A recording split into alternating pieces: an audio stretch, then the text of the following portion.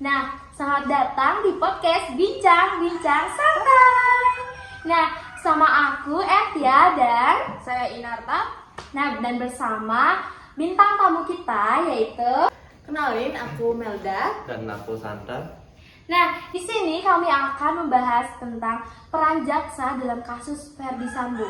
Nah, sebelum kita mulai berbincang-bincang lebih ke dalam mengenai kasus Ferdy Sambo ini, kalian tahu nggak sih apa itu kasus Ferdy Sambo yang udah marak-marak hari di Indonesia ini? Pastinya tahu sih, apalagi kan juga menyebar ke media sosial, apalagi ke televisi juga. Iya. Ya, dan juga banyak dibahas sama di berita-berita di sosmed, dan juga sempat dilihat di Twitter ada berita luar yang ngebahas tersebut. Oh, berarti udah sampai keluar ya. Oh, pastinya sangat hangat banget berita kali ini. Nah, intinya di sini kami akan bahas peran jaksa dalam kasus Ferdy Sambo ini.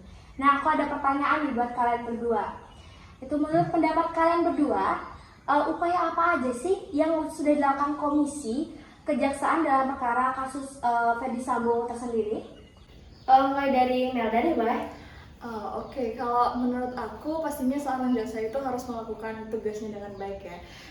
Mungkin kalau pada kasus ini juga sama dengan kasus-kasus lainnya, mereka tuh harus nyari berkas dan juga pastinya nyari bukti nih yang nantinya harus ditampilkan di pengadilan. Dan juga setahu aku sih kejaksaan itu membentuk sebuah tim, namanya tim komisioner. Ini itu terdiri dari 5 orang. Nah, ini tuh digunain untuk ngawasin gimana sih perjalanan sidang Sambo ini.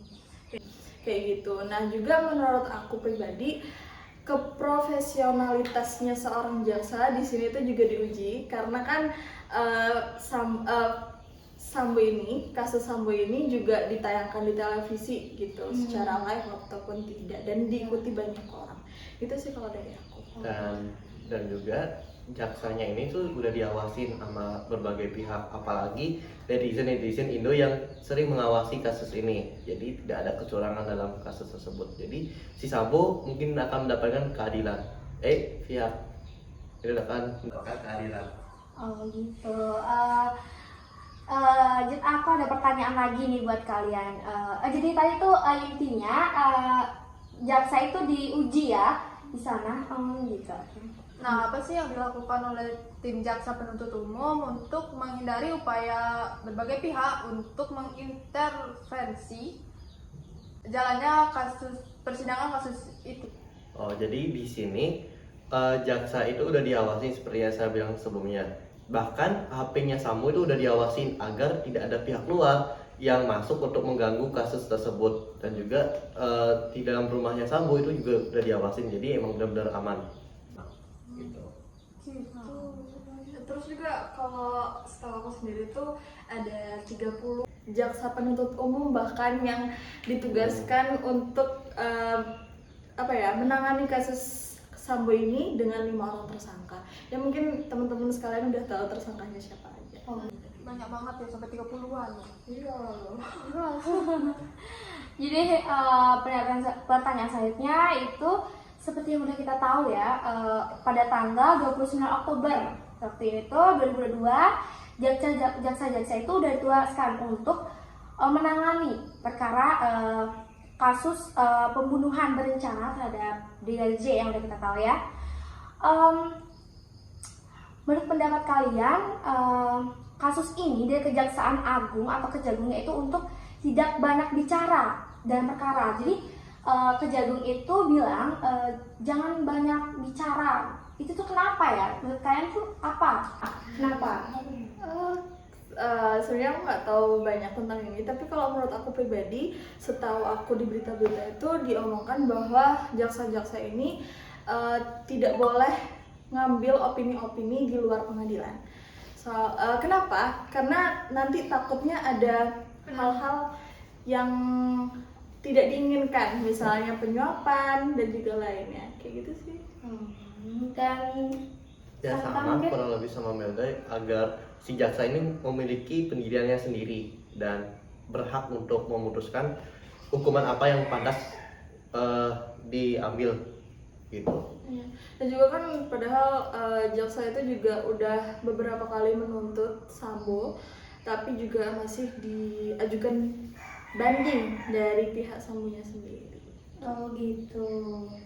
Jadi intinya sih biar nggak ada opini-opini lagi gitu loh dari luar pengadilan. Iya, agar si jaksanya itu punya opini pribadi sendiri.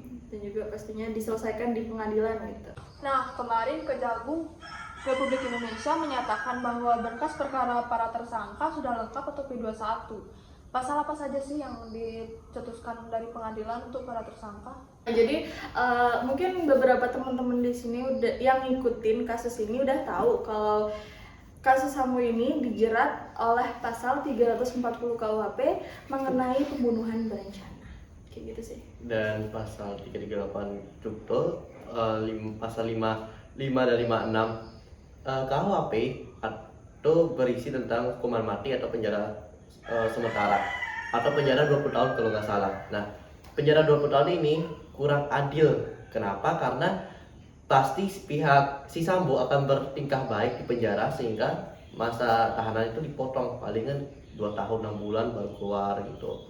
Ya, dan kayak banyak juga publik yang mempertanyakan jikalau dihukum 20 tahun apakah penjaranya memang penjara biasa atau penjara yang kalian pasti tahu. Yang Nah, kayak mungkin masih kos-kosan bakal gitu ya. penjara yang elit, ada kamar mandinya Iya, yang dan kayak apartemen. kos-kosan ya. Iya, kos-kosan elit gitu. Oh, Ya kan jadinya Kurang begitu adil. masih mempertanyakan gitu. Iya. Apakah memang bakal adil atau enggak nih kasusnya? Soalnya emang dari yang kita tahu kan nggak selesai nih, Iya. bertambah terus. Iya, sampai sekarang belum selesai juga ya. Masih bertambah Apalagi terus. kepolisian Indo tahu sendiri kenapa, gimana? Oh iya. Itu kan yang bermasalah kan atasannya ya. Ya, bawahnya juga pasti bakal. Iya sih, ya benar-benar. Oke, lanjut. Ya, mau nanya aja sih, tersangkanya sekarang totalnya udah berapa sih? Sebenarnya ini nggak tahu ya untuk pastinya berapa, tapi yang pertama kan udah 5 orang nih. Nah sekarang itu yang dicurigai itu misalnya kayak ART-nya yang namanya Susi kemarin itu dicurigai juga, jadinya nggak tahu deh itu jadinya tersangka atau enggak. Soalnya udah dari penuntut umum itu udah dicatat kalau memang ditauin dia bohong itu bakalan dijerat selama 7 tahun. Berarti. Jadi kasus ini nggak selesai ya, belum lagi mengurusi hal itu. Jadi memang harus ekstra untuk mengawasi kejaksaan Iya. dan kepolisian. Mungkin kalau kasus ini dapat keadilan atau selesai, kepolisian di Indonesia itu bakal mendapatkan apa namanya penghargaan, kepercayaan lagi dari Kepercayaan, masyarakat. Iya. Gitu. Karena kepolisian Indonesia, masyarakat itu ada hilang kepercayaan dari Sebelum-sebelumnya. iya dari kasus kejadian sebelumnya. Jadi kalau kejadian ini selesai, polisi akan naik derajatnya di mata masyarakat. Apalagi si Sambo bakal dihukum mati. Gitu. Wow. Ya, kejaksaan juga pastinya naik juga sih mereka. Jadi Kayak dilihat ternyata memang benar-benar kerja nih. Ini kasus besar ya, apalagi kata tadi beritanya udah sampai luar negeri gitu kan. Apalagi udah endingnya tuh bakal, nggak tahu lagi deh karena sampai sekarang ya pemirsa. Kasus ini tuh belum juga tahu jelas bagaimana akhirnya. Oke, terima kasih ya kalian berdua udah menemani perbincangan hari ini tentang kasus Ferdy Sambo ini. Semoga kepolisian juga bisa mengembalikan kepercayaan masyarakat agar kepercayaan masyarakat itu kembali melihat kepolisian itu semakin baik gitu. Apalagi kan kasus ini tuh yaitu atasannya ya. Oke, terima kasih ya kalian berdua udah menemani Iya, kami sama-sama. berbincang. Terima kasih. Terima kasih semuanya. Bye.